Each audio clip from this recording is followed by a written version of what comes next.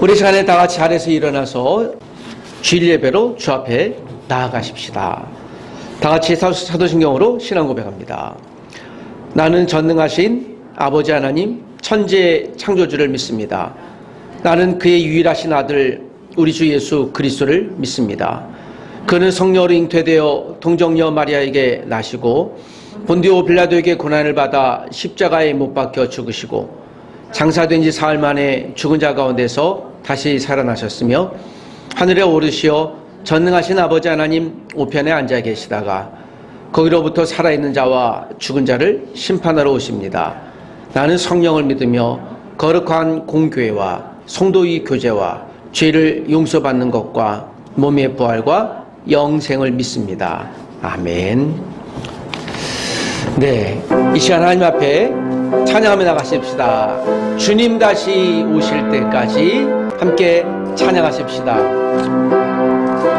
주님 다시 오실 때까지 나는 이 길을 가리라. 좁은 문 좁은 길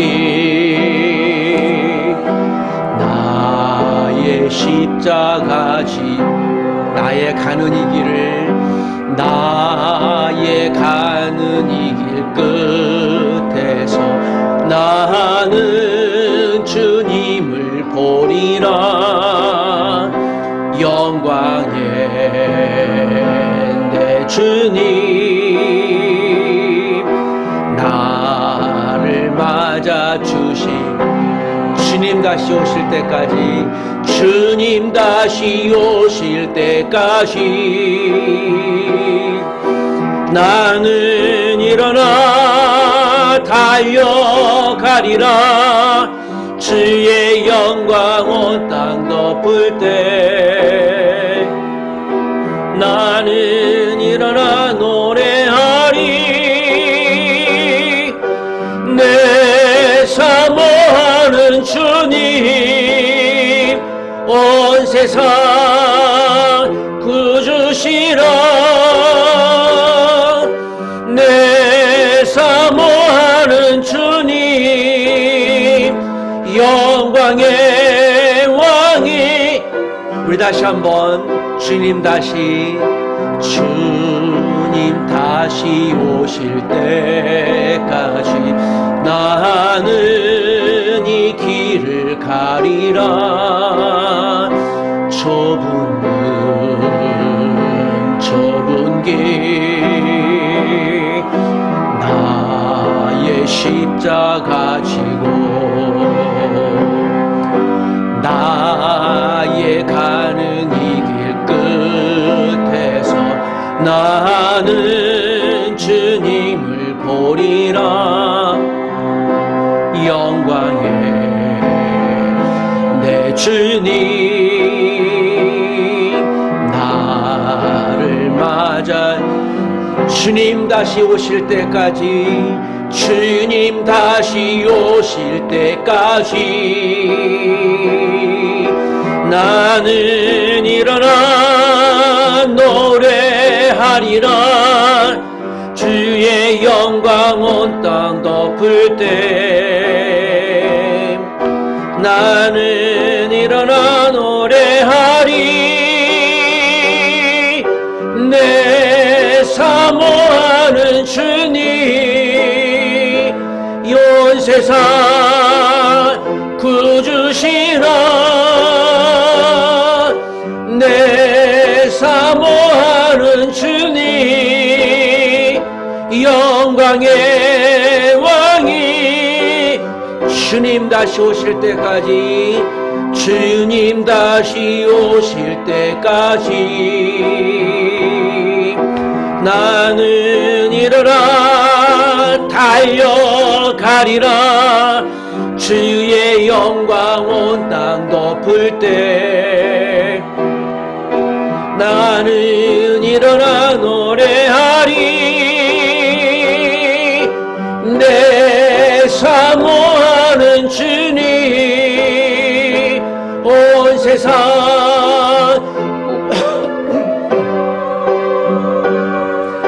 내 나는 주님 영광의 왕이시라. 할렐루야. 오늘 이 시간 반주에 맞춰 주간 도구 합심 기도 제목을 읽으며 합심하여 같이 기도하겠습니다.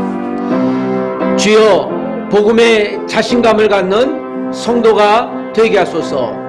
주여, 풍성한 성공보다 나그네 섬김의 소명을 감당하고 완수하는 공동체 되게 하소서. 주여, 기독교 윤리실천운동이 한국교회가 청빙과 겸손의 자리를 회복하는 통로가 되는 기독시민운동이 되게 하소서. 주여, 강원대학교가 한국교회에 가장 많은 기도와 후원받는 대학 되게 하소서. 주여, 오늘 예배하는 우리 가족들이 하나님 말씀으로 힘을 얻어 한 주간 담대히 승리하게 하소서. 예수님의 이름으로 기도합니다. 아멘. 오늘 이 시간 우리를 대표해서 우리 박예은 성도님이 기도해 주실 때 다 같이 기도하십시다.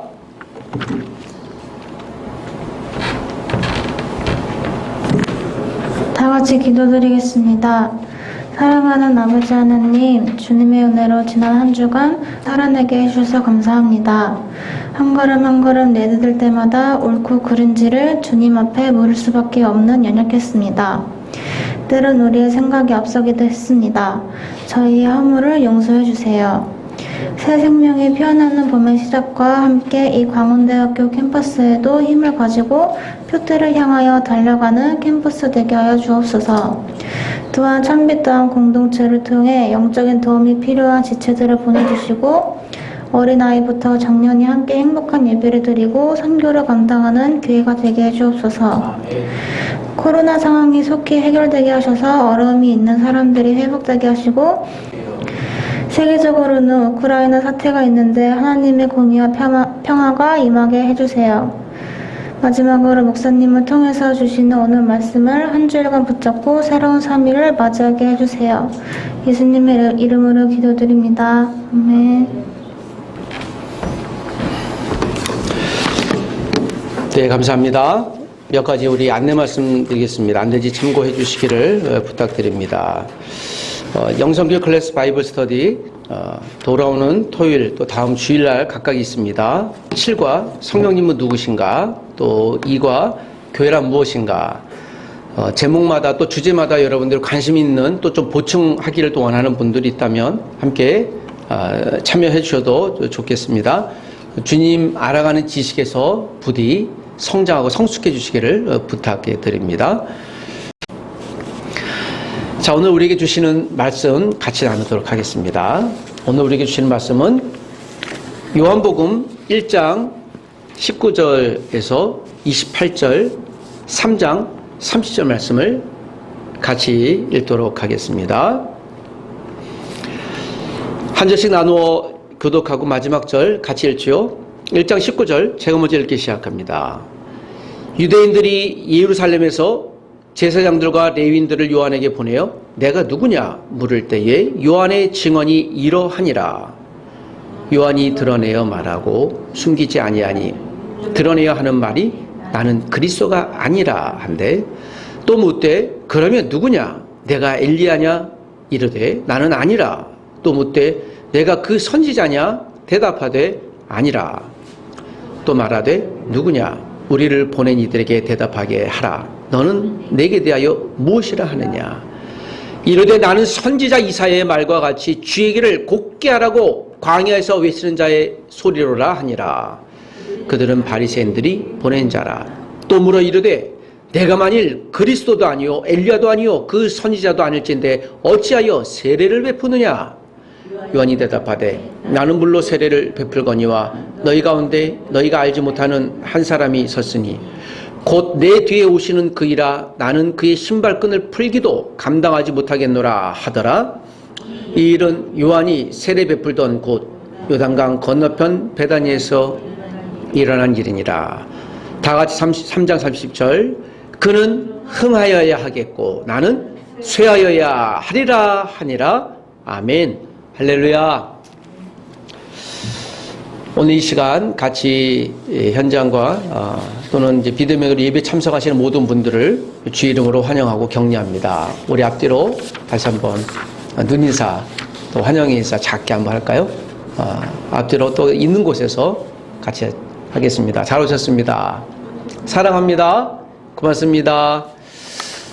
네, 이 한 주일 동안도 주님의 큰 힘 되시는 2월 말 또 3월 초 되시길 부탁드립니다. 경첩이 지났습니다. 개구리가 땅에서 나오는 날이죠. 곧 개나리꽃이 활짝 필 것 같습니다. 기억해보면 작년에도 개나리꽃이 피었네 하고 2, 3일 뒤에 가보니 다 져버렸습니다. 시간이 그만큼 활처럼 빨리 지난다는 것이죠. 2022년 우리가 지난 한 1, 2년을 크고 작은 어려운 시간을 보냈지만 그러나 다시 한번 또 믿음의 꽃이 활짝 피는 저와 여러분 되시기를 주의 이름으로 부탁드립니다. 2019년 통계했는데 119 통계였습니다. 1156만 7천 건의 119 전화가 왔습니다. 평균 1년을 통계해 보니까 3초에 한 번씩 119 전화가 울렸다는 것이죠. 화재 출동은 3분에 한 번, 또 구급 출동은 11초에 한 번 출동했답니다. 그만큼 이 시대가 위급한 시대에 살고 있었던 것이죠. 위급할 때 생명을 보존하기 위해 우리가 119를 누릅니다. 그리고 119 차량이 지날 때는 앞에 가던 차들이 길을 열어주죠.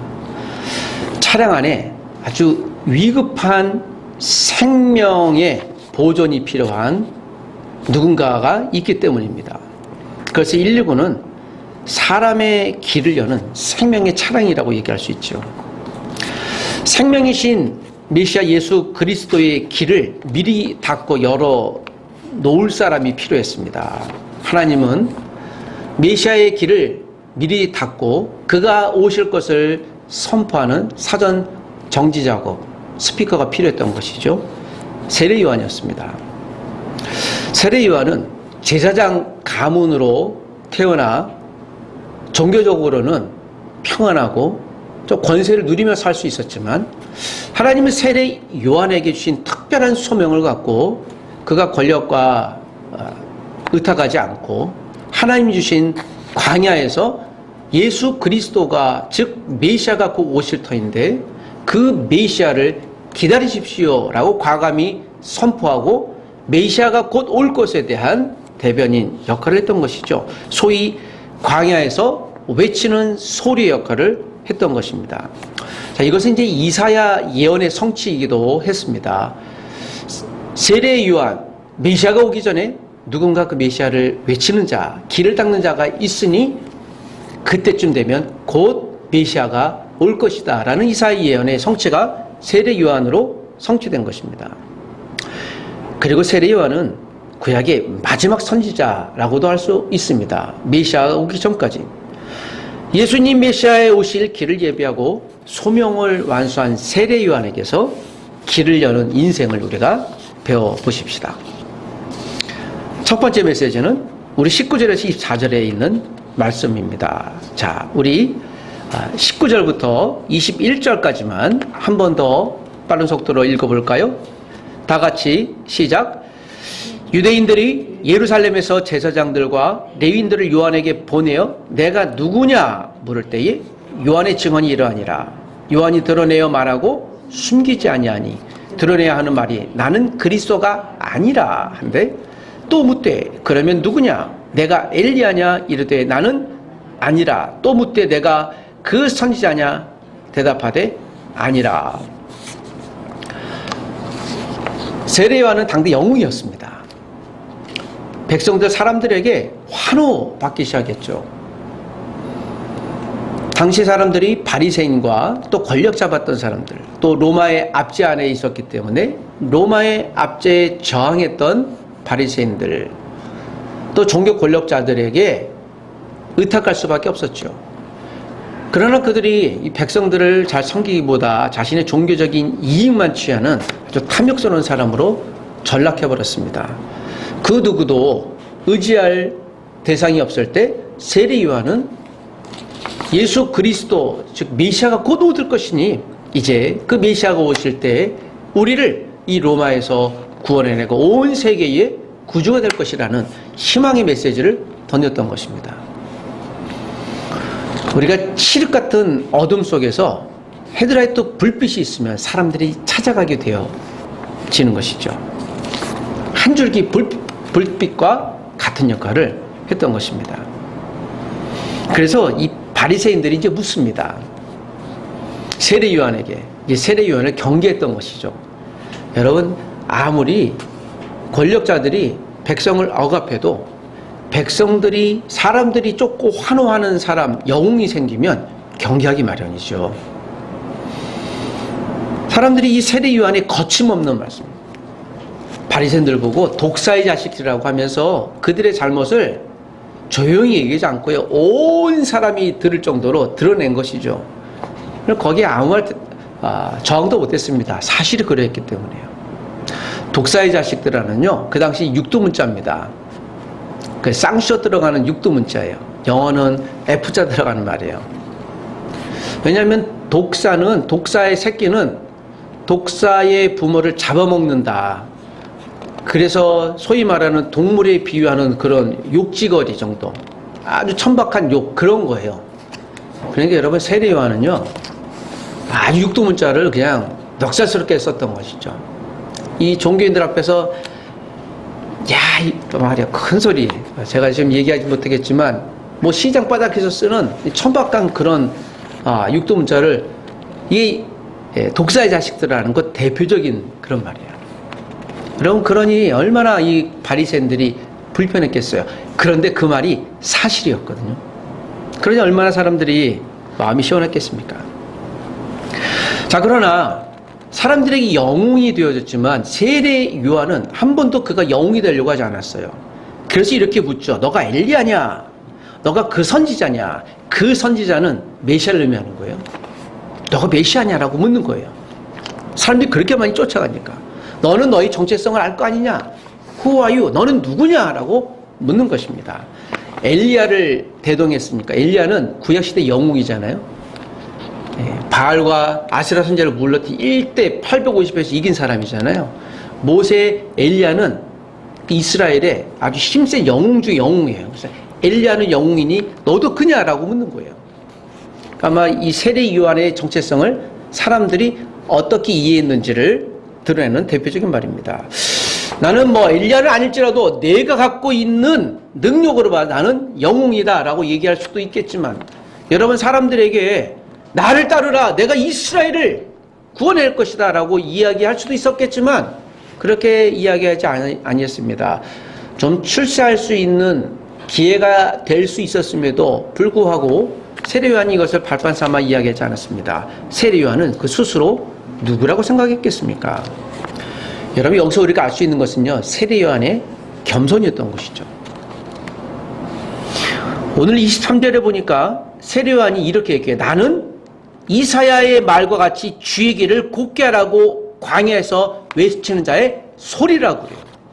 여러분, 소리는 왔다가 없어지는 거예요. 자기가 그렇다는 것이죠. 바람처럼 된다라는 것이죠. 소리예요. 아니, 사람들이 세례 요한을 당신은 정말 그 메시아처럼 또 우리 리더가 될 수 있습니다라고 지금 높여주는데요. 세례 요한이 I'm not, 나가 그 사람 아니에요 라고 얘기를 합니다. 난 선지자가 아니에요 라고 얘기를 합니다. 나는 단순히 광야에서 외치는 자의 소리다. 자, 여기서 우리가 세례 요한의 성품을 잘 알 수 있는 것이죠. 하나님이 쓰시는 사람이 분명했습니다. 세례 요한의 겸손, 사람들이 그를 추앙했지만 그 추앙을 거절하고 자기 정체성을 그렇게 드러냅니다. 처음에는 겸손으로 시작했으나 교만으로 멸망한 사람들의 이야기를 우리가 종종 듣습니다. 그 사람 참 처음에는 안 그랬는데 왜 나중에는 글쎄 끝이 달라, 뭐 그런 말도 종종 하죠. 이건 굉장히 위험한 말이에요. 평가가 완전히 뒤엎어진 것이죠. 뭐 대표적으로 가롯 유다가 바로 그 사람입니다. 처음에 주님을 열심히 따랐지만 그 교만한 생각이 들어감으로 예수님을 팔아버렸던 사람이죠. 교만으로 무너진 사람들이 또 존재가 꽤 많습니다. 여러분, 처음부터 교만한 사람이 존재하지 않아요. 처음에 다 겸손하고 또 처음에 다 의욕 있게 출발하지만 교만으로 무너진 존재가 꽤 있습니다. 사단이 대표적인 것이죠. 자신의 자리를 지키지 않고 하나님처럼 높아지려다가 그가 하나님 앞에 천국에 쫓겨났죠. 그래서 여러분, 천사는 타락한 존재의 대명사로 알려져 있습니다. 그리고 이 사단을 추앙했던 쫄개들, 이제 마귀라고 하죠. 이 전체 무리들은 하늘 천사들의 3분의 1 정도가 돼 어마어마한 거죠. 그러니까 사단이 그만큼 추앙받았던 거예요. 그것을 하나님께 돌려드려야 되는데 자기 것을 가져가 버렸어요. 이 교만은 이렇게 시작이 되어집니다. 아, 정말 잘한다, 잘한다. 네, 다 제 능력 탓이죠. 자, 이러는 순간 그때부터 그에게 있는 능력은 교만이 되는 것이죠. 아, 네, 물론 제가 했지만 하나님이 주신 은혜로 할 수 있었습니다. 모든 것이 다 하나님의 은혜입니다. 하나님께 돌려드리면 겸손히 나를 살리고 하나님께 영광을 드리고 계속 사용하는 것이죠. 물론 이 사람들이 얼마나 많을까요? 다윗도 그랬습니다. 초창기 정말 잘 나가다가 그의 인생 말년에 이제 내가 이 군병들이 몇 명인가, 또 이스라엘 백성들이 몇 명인가, 그가 카운트했어요. 2차 인구조사를 하는데 이때 하나님이 마지막 분노를 했습니다. 인구조사를 한 건 자기의 실적 업적을 몇 명인가 이제 판단한 거죠. 내가 얼마 벌었나 판단한 거예요. 마지막에 히스기야도 병이 나온 후에 그 15년 동안 생명 연장을 받았잖아요. 그러면 겸손하게 살아야 되는데, 이거 마지막에 우쭐대다가요, 바벨론 사신에게 그 성전과 왕궁에 있는 걸 다 보여줬어요. 그러면 안 되거든요. 한순간에. 그래서 하나님 그에게 징계를 내렸어요. 너는 그렇게 하나님의 나의 은혜를 받았음에도 불구하고 겸손인 것이죠. 이제 15년 동안 더 살 수 있고, 이제 내가 외국 군대도 바벨론도 아수르도 물리치고 하다 보니 우쭐댔죠. 그것 때문에 여러분 이스라엘이 망하는 단서가 되는 거예요. 하나님은 교만한 자를 낮추시고 겸손한 사람을 높여주십니다. 잠언 18장 12절에도 사람의 마음의 교만은 멸망의 앞잡이요 겸손은 존귀의 앞잡이라고 얘기합니다. 겸손은 결코 나약한 것이 아니에요. 그리고 겸손은요, 실력 있는 사람, 능력 있는 사람이 겸손합니다. 잘 익은 벼가요, 고개를 숙이기 마련이에요. 그래서 그 벼 안에 들어있는 쌀알이 영글영글 사람들이 그걸 선택하는 것이죠. 교만을 막는 최선의 방법은 무엇일까요? 그것은 바로 예배하는 것입니다. 예배하는 사람은 실패하지 않고 망하지 않습니다. 예배하는 민족은 결코 망하지 않습니다. 예배하는 기업은 망하지 않습니다. 예배하는 가정, 부모, 자녀는 여러분 망하지 않습니다. 예배하는 학교 망하지 않습니다. 1907년 1월 2일부터 22일까지 있었던 이 사건이 우리 대한민국과 1900년 초에 전 세계에 이 복음의 물결이 되었습니다. 그리고 이 사건이 1919년 3월 1일 우리 곧 이번 주에 있을 대한 독립 만세 운동의 첫 출발점이 되었어요. 평양의 대부흥운동을 제가 이야기하고 있습니다. 1월 2일부터 22일까지 선교사님들이 모여서 우리가 같이 기도회를 하자. 그래서 평양 이 널다리 교회라고 하는데요. 거기서 모였습니다. 남자 한 700여 명, 여성 한 250여 명이 모여서 그냥 부흥을 했죠. 아침에는 새벽 기도회를 하고, 오전에는 성경 공부를 하고요. 또 오후에는 전도하고, 저녁엔 부흥회를 하고, 이렇게 소위 이제 부흥 사경회라고 합니다.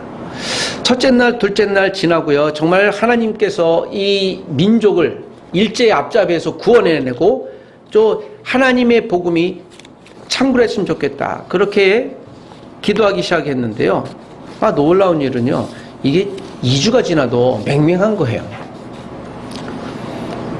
14일 밤이었습니다. 시작한 12일 밤이었죠.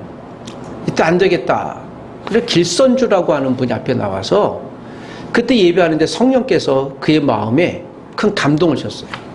그 돈 횡령한 걸, 자기 주인의 돈을 횡령한 걸 그가 앞에 나와서 잠깐만요, 제가 사실대로 이야기하겠습니다 하고 자기 죄에 대해서 고백해요. 얼마나 창피한 일입니까? 근데 성령이 시키게 하신 것이죠. 이게 도화선이 돼서 사람들의 마음에 찔림이 생겼어요. 이 사람이 끝나고 이분이 들어갔는데 또 한 사람이 나오는 거예요. 사실요, 저도 그랬답니다. 이게 밤새도록 이어졌습니다. 소위 말하는 이제 평양 대부흥 운동의 시작이 죄의 회개에서 시작이 되어진 것이죠. 의도적으로 만들지는 않았어요. 그리고 난 다음 1907년 2월 22일 끝나고 나서 이때 말 그대로 초대교회처럼 성령께서 그 평양에 있는 이 교회, 장대원에 있는 교회에 정말 모든 천여 명에 가까운 사람들에게 다 성령 충만의 신비한 은혜를 받아요. 이들이 정말 뜨거워지기 시작했죠. 며칠 남지 않고. 그리고 그들이 이제 곳곳으로 흩어집니다. 여기에서는 개성에서 온 사람도 있고, 목포에서 온 사람도 있고, 저 신의주에서 온, 함흥에서 온 사람도 있고요. 그리고 가 흩어져요. 그리고 그들이 가서 전도하기 시작합니다. 소위 말하는, 예를 들면 서울의 숭실 중학교에서 온 학생들이 거기에서 그 뜨거운 갖고요, 학교 와서 전도하기 시작해요. 소위 말하면 이제 초중고등학교, 대학에서 이 부흥이 일어난 거죠.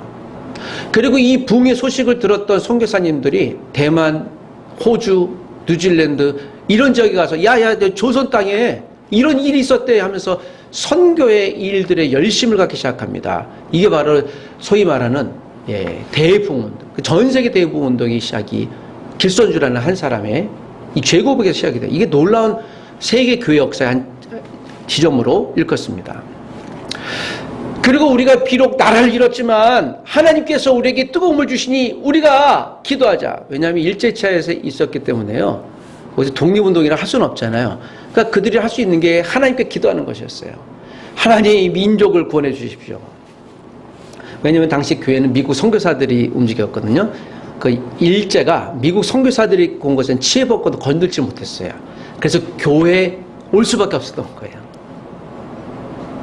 그리고 그 선교사님들이 처음에는 좀 교만한 마음 들었다가 조선은 정말 천박하고 사람들이 그랬는데요. 1903년에 하디라는 선교사가 회개했잖아요. 내가 사실 이렇습니다. 그리고 4년 동안 회개하고 준비했던 것이 1907년 평양 대부흥으로 일어났죠.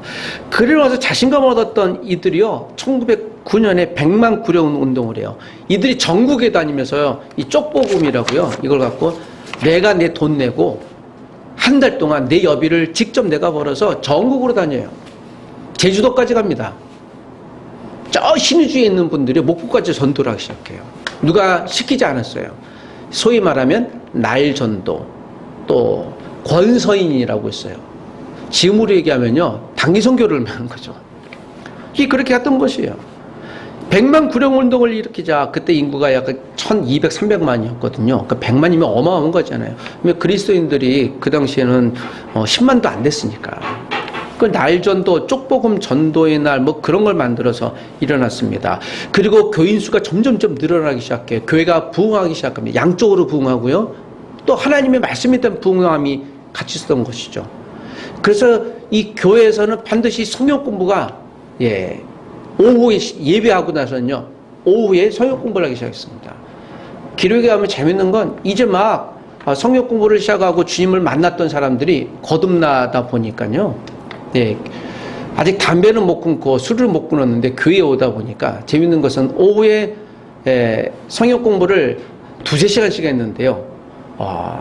담배 좀 피자 해서 2m 정도 곤방대라고 하잖아요.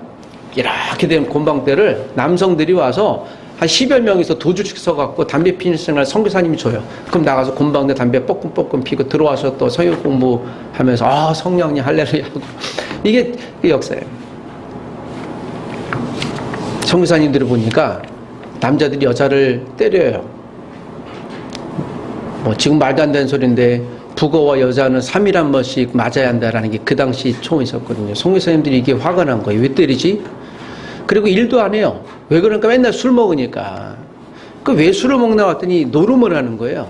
마작을 하고 그래서 부인들을 와서 때리고 또 흡연하고 음주하고 또 처벌 드리고, 그래서 선교사님들이 이게 술 때문에 그렇구나 해서요, 교회에 오는 사람은 그때부터 음주 금지령을 내린 거예요. 흡연 금지령을 내린 거죠. 마작 금지령을 내린 거죠. 축적 금지령을 내린 거죠. 이게 당시 조선에 유행했던 것인데요, 선교사님들이 못하겠어요. 그리스도인이라면 어떻게 부인을 때릴 수가 있느냐, 이게 말도 안 되는 소리다 하면서 그 원인이 음주에 있었던 거죠. 그래서 그러니까 우리가 흡연과 음주를 한국교회 안 하는 거예요. 그는 교회 교리와는 상관없지만 덕을 위해서 그런 거죠. 인권을 보호하기 위해서인 거죠. 그래서 여성들이 교회에 환호하기 시작했어요. 한국교회는. 이게 다르구나, 한국교회는. 이것이 여러분 교회의 존재 가치였습니다. 그러니까 사람들이 교회가 1%밖에 안 됐지만 존경했어요. 역시 교회는 달라. 이것이 그 당시에 복음이었던 것이죠. 여러분, 제가 예배를 얘기하고 있는 거예요. 예배하는 민족이 망하지 않는다는 게 바로 한국교회가 탐대히 드러났던 것이죠. 그리고 이들이 모여서 무엇을 했게요? 이들이 가는 곳마다 이때 하나님을 만났던 조그만 아이들이 모여 하나님이 이 민족을 버리지 아니했어 라고 하는 독립운동에, 그리고 대표적인 1919년 3월 1일 날 전국 방방곡곡에 독립운동을 일으킨 게 바로 이 예배하는 교회가 주도가 됐던 것이죠.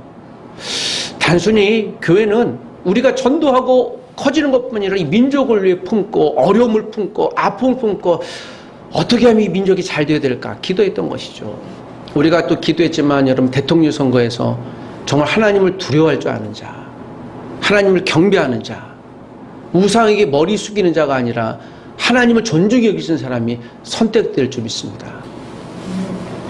누구를 이렇게 찍으라고 강단에서 얘기하면 제 선거법에 해당되기 때문에 제가 그런 얘기를 하지 않지만, 하나님을 두려운 사람을 우리가 그렇게 기도해 주시고 관심 갖고 뽑아 주시기를 부탁드립니다. 우크라이나가 전쟁이 일어날 때 우리가 기도하는 게 맞아요. 하나님, 거기에 러시아가 전쟁이 일어나지 않아, 그 흉측한 전쟁이 내일이 아니라고, 이게 말도 안 되는 거죠. 옆에 또 폴란드가 있잖아요. 또 그런 유럽 나라들을 보면서 우리가 그걸 품어야죠. 우크라이나 국민들을 하나님 지켜주십시오. 이건 우리가 가슴을 감고 교회가 기도해야 될 줄 믿습니다. 우리가 예배할 때 우리의 생각은 이처럼 넓어지는 것이죠. 여러분, 우리가 주제 파악해야 될 줄 믿습니다. 교회는 그런 곳이에요. 이거 겸손입니다. 오늘 세리 요한은 자기가 누구인지 알았어요. 그래서 교만하지 않았던 거죠. 왜 우쭐대지 않았겠어요? 사람들이 나를 쫓으니 이제 내가 좀 행사 좀 해야 되지 않을까? 사람들이 정말 많이 따르네. 왜 그거 없었겠습니까? 그러나 그때마다 하나님이 세리 요한에게 주신 분명한 마음, 광야에서 외치는 자의 소리. 아니, 광야도 힘든데 거기 누가 듣겠습니까? 근데 거기서 소리를 외쳐봐야 이게 험하게 없어질 텐데, 자기는 I am nothing, 난 아무것도 아니라는 것을 드러내는 말이에요. 광야에서 외치는 자의 소리. 그러나 여러분, 광야에서 외치는 자의 소리, 광야에서 사람들이 와서 세례 요한의 이야기를 듣기 시작했습니다. 메시아가 곧 오시는구나. 우린 그 메시아를 기다려야 되겠구나. 메시아가 오면 이 민족이 구원받겠구나. 여러분, 저도 광야에서 외치는 험한 소리로 제가 존재해야 될 줄 믿습니다. 목회자 설교가 위대해져서는 안 돼요. 그 위대하게 설교하게 하나님이 위대해지셔야 되는 거죠. 목사님, 오늘 설교는 참 못하던데, 그런데 설교하게 하신 하나님을 찬양합니다. 그럼 감사한 거예요. 목사님, 오늘 설교를 정말 잘하셨는데 그렇게 하신 하나님을 찬양합니다. 우리가 그 고백이 있어야 되는 것이에요. 이게 개인으로 가거나 사람으로 가면 이게 한두 번 쌓이면 우쭐대요. 물론 우리가 격려도 필요하지만 결국 하나님이 참 당신을 사용하십니다. 더 힘내시기를 부탁드립니다. 모든 근원을 하나님께 돌려야 될 줄 믿습니다. 사랑하는 성도님 여러분, 이 자리에서 자리를 지켜주시는 것만 해도 얼마나 소중하고 감사한지요. 설교하는 제가 있는 게 얼마나 감사한지요. 다 하나님의 은혜인 줄 믿습니다. 하나님이 저와 여러분을 더 크게 사용해 주시기를 부탁드립니다. 이것이 우리 신앙 고백이 될 줄 믿습니다. 그래서 예배하는 가정, 예배할 줄 아는 자녀가 망하지 않는 거예요. 예배할 줄 아는 부모의 소리를 자녀들이 새겨 들어요. 안 듣는 것 같은데 새겨 듣지요. 여러분, 세례 요한에게서 바로 난 누구일까? 하나님이 불러주신 소명의 자를 잘 지켰던 것을 우리도 기억하는 하나님의 사람 되시기를 부탁드립니다. 두 번째 마지막 주제 25절에서 28절에 보면 그러면 우리는 지금 무엇을 해야 할까요? 자, 27절 한 절만 더 읽어보겠습니다.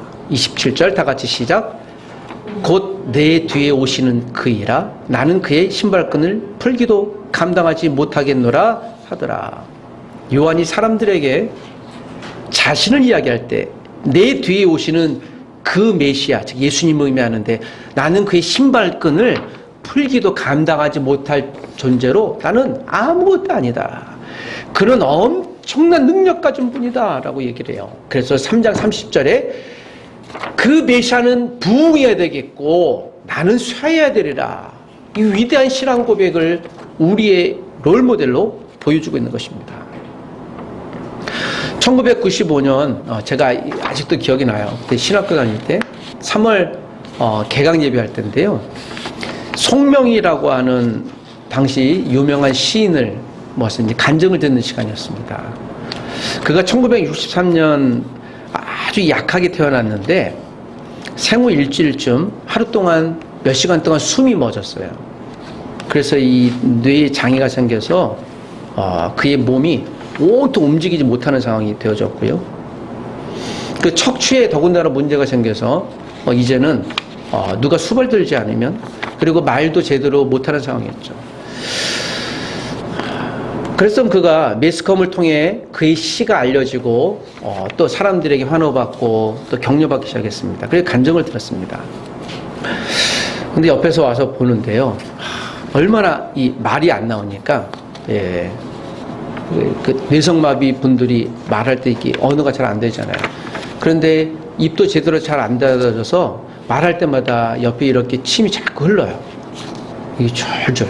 그 어머님은 또 할 때마다 침 닦아주고 사실 그게 무슨 소리인지도 모르겠어요. 그 어머님이 그걸 듣고 통역해주고.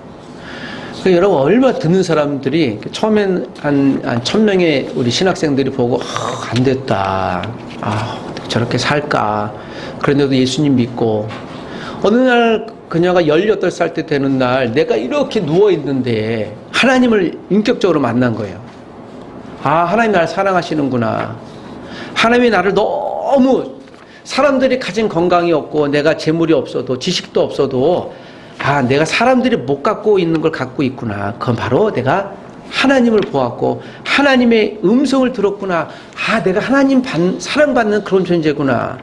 그래서 쓴 게 나라는 노래잖아요. 나 가진 재물 없으나 나 남이 가진 지식 없으나 나 남에게 있는 건강이 있지 않으나 나 남이 갖고 없는 것 있으니 라는 찬양인데 나중에 들어보십시오. 그 찬양을 그렇게 그가 가사로 만들었던 것이죠. 그런데 그거 얼마나 기쁘고 하나님 만난 것이 좋은지요. 내가 그 하나님 만난 것으로 시를 쓴 거예요. 처음에는 그녀의 이 사지 마비된 것을 보고 안 됐다 하고 인상을 찌푸리면서 저렇게 살까인데요. 갑자기 천여 명의 선생님들이 갑자기 그분 앞에서요 부끄러워지는 거예요. 저분은 저렇게 하나님 만나고 있는데 신학생이라는 사람들이 하나님 만나기커녕 예배도 그냥 의무적으로 참석하고 레포트 쓴다고 바쁘고 기도도 안 하고 그런 타성이졌던 분들이요. 그분이 끝나자마자 얘기하지도 않았는데 여기저기 회개하는 소리가 곳곳이 들려오잖아요. 얼마나 대단했던지요. 처음에는 에휴 안 됐다라고 그녀를 동정했지만 그분 안에 있었던 그 하나님 만남을 통해 사람들이 고개가 절로 푹 쓰러진 것이죠. 무엇인가요? 내가 사지가 마비가 되어서도 하나님을 만났다는 이 한 가지 사실이 내 자존감을 살려주는 거죠. 그분이 지금 이제 아마 올해 60 되셨을 거예요. 내가 그리스도인이라는 사실만으로 하나님이 나의 아버지가 되었다는 사실만으로 그래서 시를 써가면서 지금도 그렇게 시를 쓰는 아주 귀한 분으로 살고 있는 것을 기억합니다. 세례 요한은 그랬던 것입니다. 세례 요한의 마지막이 어쨌는지 아십니까? 그가 살로메라고 하는 헤로디아의 딸에게 헤롯 안티파스가 감정적인 약속을 해서 세례 요한의 목을 요구해서 참수당했어요. 어쩌면 비참한 죽음을 당했죠.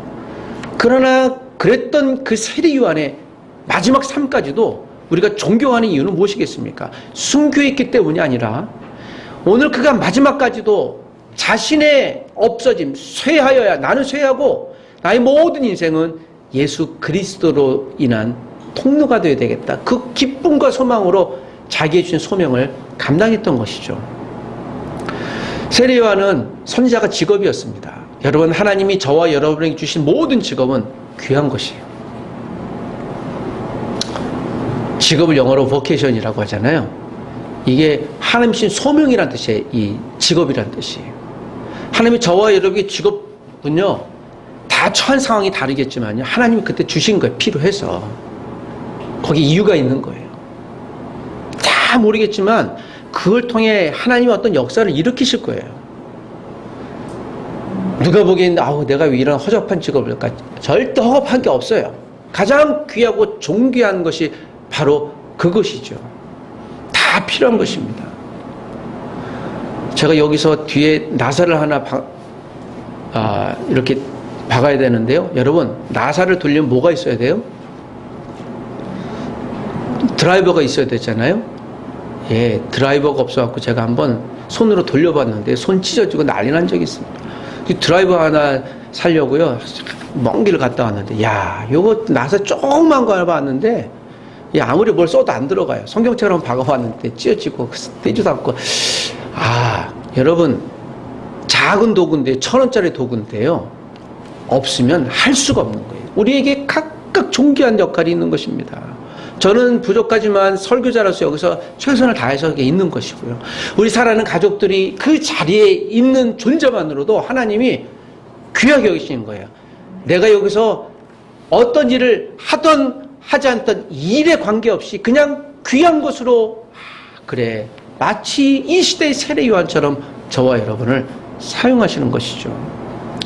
오늘 말씀을 받으면서 우리 세례 요한처럼 우리가 성공을 위해 사는 사람이 아니라 하나님이신 소명을 갖고 겸손의 자리를 지킬 때 하나님께서 우리가 알지 못하는 사이에 하나님의 영광을 받으시고 부족하지만 우리를 통해 하나님의 복음이 확장되도록 사용하시지 않을까요?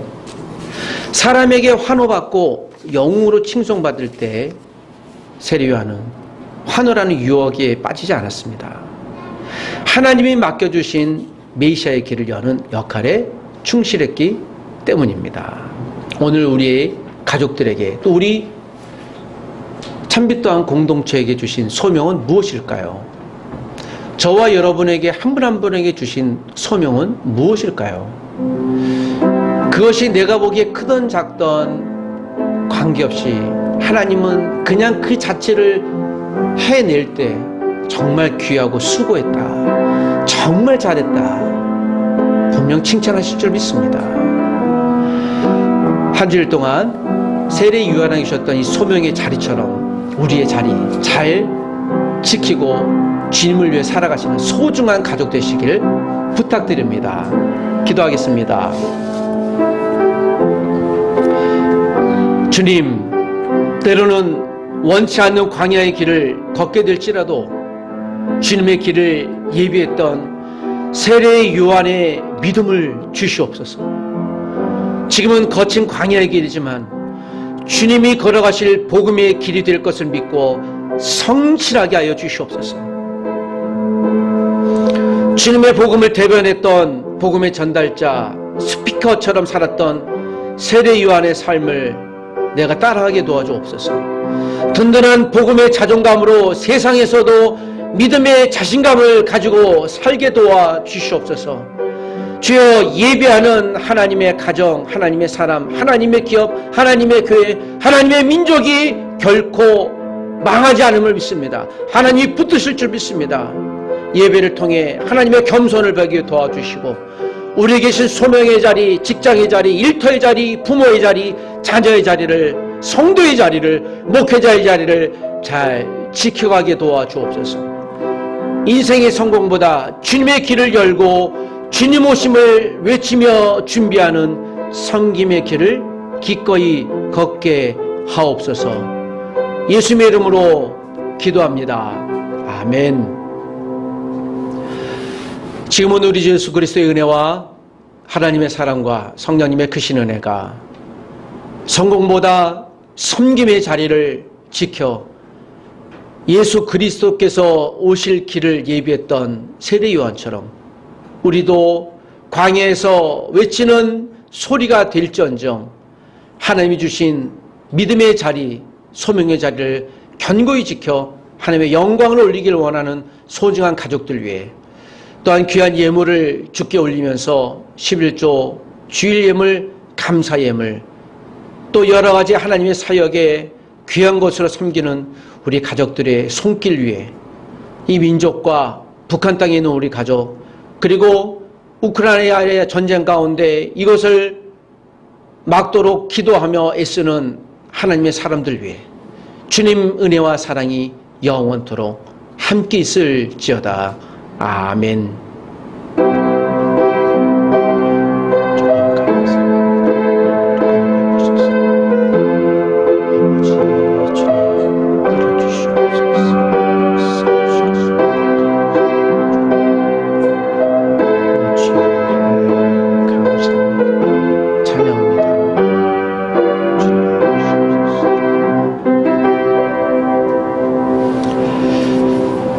할렐루야.